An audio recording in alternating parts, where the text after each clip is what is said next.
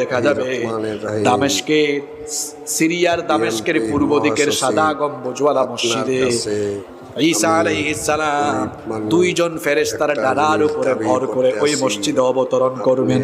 সুবহানাল্লাহ। মানুষেরা তার দিকে তাকাবে, দেখবে ঈসা আলাইহিস সালামের চুল আর দাড়ি থেকে টপ টপ করে পানি পড়ছে, যেন দেখলে মনে হবে মাত্রই তিনি গোসল আর ওযু করে এসেছেন। সুবহানাল্লাহ। মাহদী আলাইহিস সালাম দেখেই চিনে ফেলবেন ইনি হচ্ছেন ঈসা রূহুল্লাহ। তিনি সঙ্গে সঙ্গে ইমামতির জায়গা থেকে সরে যাবেন, বলবেন আসেন আপনি নামাজে ইমামতি করবেন। ঈসা আলাইহিস সালাম বলবেন না, আপনি হচ্ছেন গোটা মুসলিম বিশ্বের, গোটা দুনিয়ার মুসলমানদের খলিফা, আপনি আমির, আপনি ইমামতি করবেন, আমি মুক্তাদি হব। তখন তিনি মুক্তাদি হবেন, মাহদী আলাইহিস সালাম নামাজের ইমামতি করবেন।